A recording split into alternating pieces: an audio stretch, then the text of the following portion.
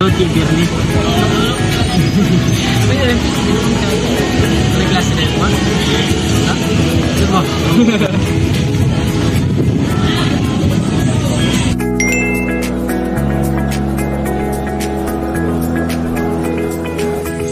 Princess, anong ginawa mo?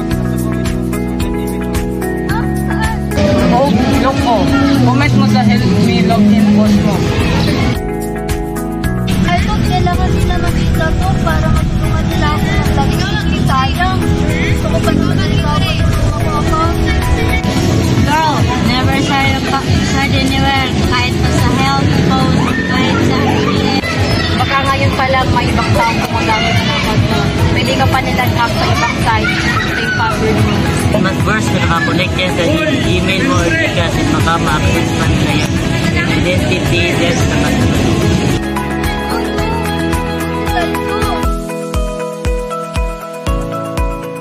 Mag-change password agad. Gawin mo mas strong yung password.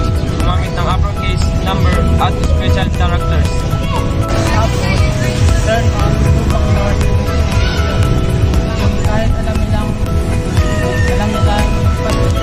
bis na agad makakapasok. kailangan mo ng tulong. Never post login details as a trusted friend or report sa support page ng apps. And use different password for every account. Huwag isang password lang sa lahat. Sige, nagamit ko na agad. Thank you talaga guys. Akala ko helpful para Lesson learned. Huwag lang dapat careful who you trust, pati na rin what you post. Protecting our personal information online keeps us safe from hackers, scams, and identify theft. Once shared info can be misused, so it's important to think before posting and keep accounts secure.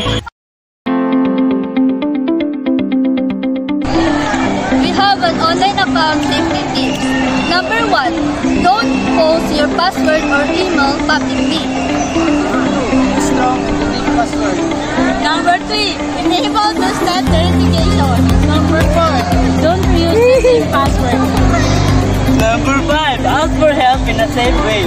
It's not a password that should be shared, but awareness.